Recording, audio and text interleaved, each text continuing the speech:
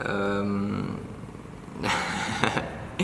so today I wanted to talk a little bit about the development of my structures and sculptures so far. I've made 3, well, I've made 2 and I'm halfway through the 3rd one. So I just wanted to do a little bit of self-reflection because we're kind of halfway through the project.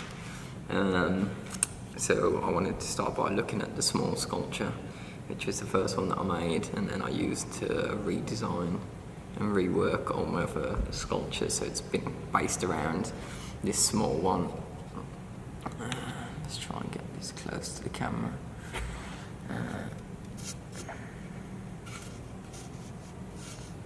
Yeah. Okay. So the sculpture was made from a receipt, which is just paper, and it was scrunched up, squashed up, without me really thinking about it or knowing it. I kind of admitted emotions and this kind of absorbed them, I guess. And then I used super glue to glue it to a base, and then drip super glue all over it to give it some hard exterior shell. Like visually, I think it came out looking quite nice. Nice. Not supposed to use nice, alright. So, visually, I think it came out looking quite interesting. Its form, its shape, its colour, it looks a little bit like stone. And then I also linked that to like tree roots. So as if it's something really hard strung and stone-like, but growing natural, with movement or some past movement, history of movement at least.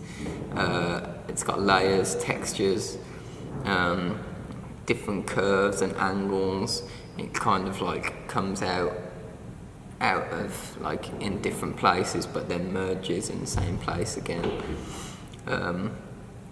I think it is like an actual interesting structure. I found it quite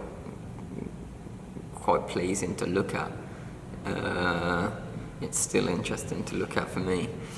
I don't know about the audience, if anybody else would find it interesting.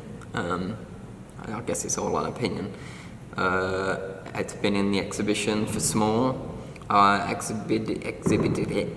Yeah, I exhibited it on a plinth about a metre high. Just in the centre of a white plinth.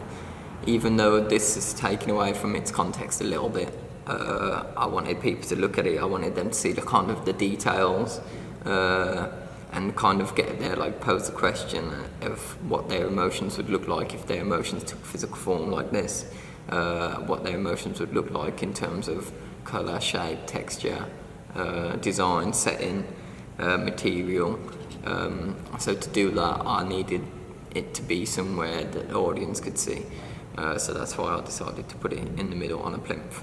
But then maybe this was the wrong way to exhibit it. Maybe it should have been in a corner, hidden away, somewhere dark, not so noticeable to support its context, which I don't know, kind of made me pose a question of like, does an artwork's context or value improve if more people see it, or if you keep it true to its context and then hide it away in a corner? It's one of these questions. So that was the first one. And from this sculpture, I decided to rework it during the wire workshop, and temporary drawing wire workshop. Let me just grab my camera and twizzle it around so I can show you the sculpture. Okay, so this is the sculpture, the same one, reworked with wire to a certain degree. So the shape is still there, the curves.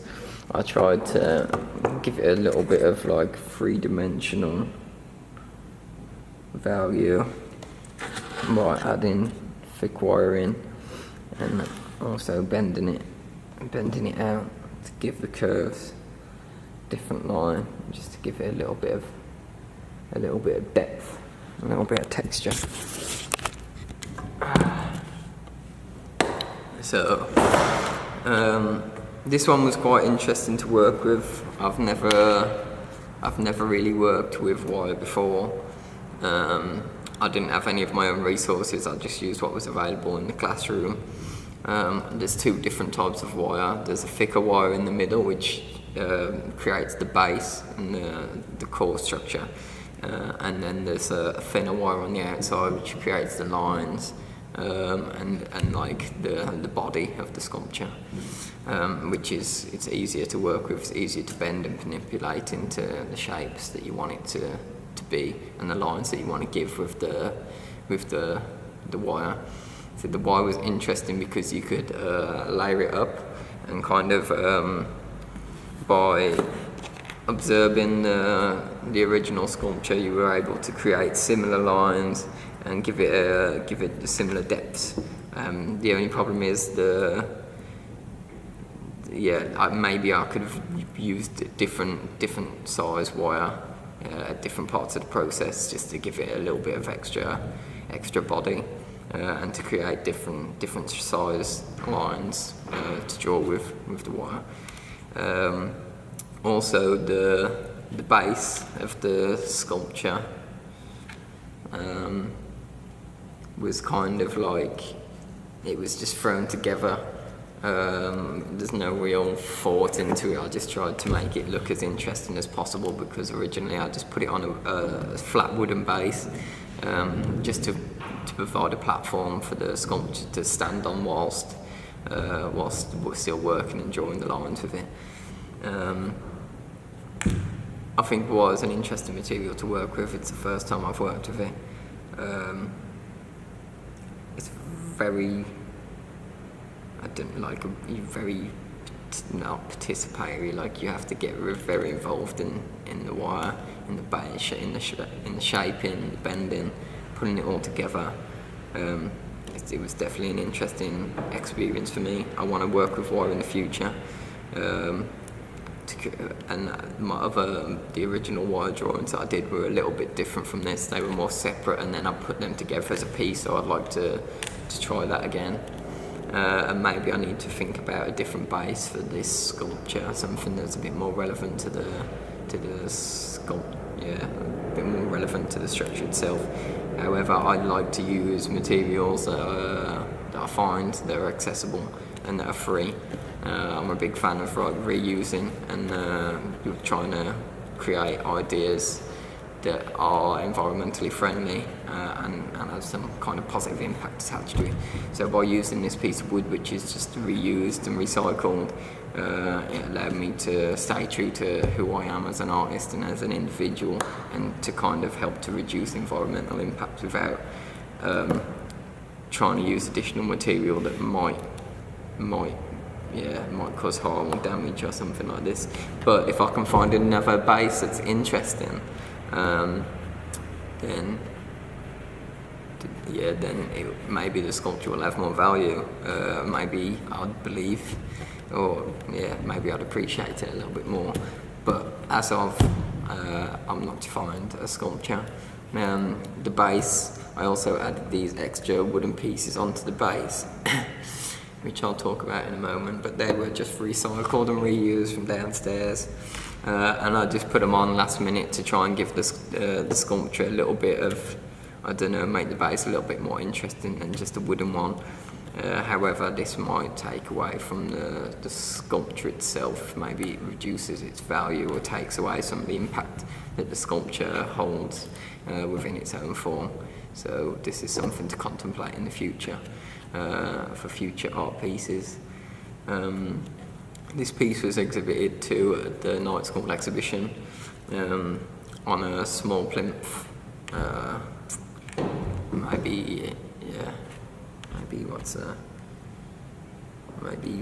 40 centimetres high, white plinth, 40 centimetres high, that was standing next to another plinth, so that it sat on the plinth and it had a nice white background, which helped to bring out the shapes and the lines within the sculpture. I think the white background worked pretty well, especially because of like how every line is quite thin. So on the white background, it brought them really into play, and you could see what I was trying to achieve by the shapes. So that's small and medium both done. So now we're in the process of working on the big sculpture, and I decided to use these wooden pieces. Let me grab the camera and flip it around for you. Okay. So there's the original small. Here's the medium, and now we're going on to large. So it's still in the process of being complete. We're about 35% complete. We've been working on it for a couple of days. So as you can see, we have kind of like the middle there, and then it's going to go round, and then it should go up. I'm hoping it's going to stand around 1/2 meter high, so it's going to be almost double the size of that one, which is not large in comparison to some things, but it is large in comparison to the original small scale model, which we are reworking. So this again is some recycled materials that I found in the workshop. Yeah. So this is some recycled materials that I found in the workshop downstairs, which were from guillotine. So as the guillotine chops, all the waste materials get stored in a box at the back. I saw the materials, I thought that it was a good shape, it took good form. You can put them together like a jigsaw piece in a way, and they create other interesting shapes. And they most have good textures. They're all split into different segments, which gives it like a bit of depth, and an interesting texture to touch. It's really delicate, so it's the same as the paper from the beginning. It's quite a delicate material that maybe it can break if it's touched or if it's messed with, but as it takes form, I'm enjoying it. It's quite an interesting material to work with because it is so delicate. Most pieces are snapping or breaking in two when you're trying to put them on. So you have to glue a lung and wipe it down so that the shape, the original piece, sticks together, and then it's strong enough to glue onto the actual structure, which is quite interesting in terms of the context of the material, because it's quite nervous to work with. I'm a bit anxious that it will just fall over, it will break, and its value will be gone. I doubt that it'll last so long, just because it's held together by glue and it's delicate wood. But this is just the way life is, I guess. Yeah, all emotions have this aspect of delicateness. No. Yeah, I know what I'm thinking. I don't know how to say it. But so it's like halfway done. Again, the materials are recyclable. It's taking form, it's taking shape, it's quite interesting, and I just wanted to do this small reflection halfway through, and kind of add this to my Tumblr blog, supporting evidence, and then kind of see where it is and see how I'm feeling about it in the future when it's complete. At the moment, it's like I only have a certain few things to say about it because it's still a work in progress. But it's quite interesting. So thanks for watching. This is some supporting evidence for my work, personal self-reflection, and yeah, thank you.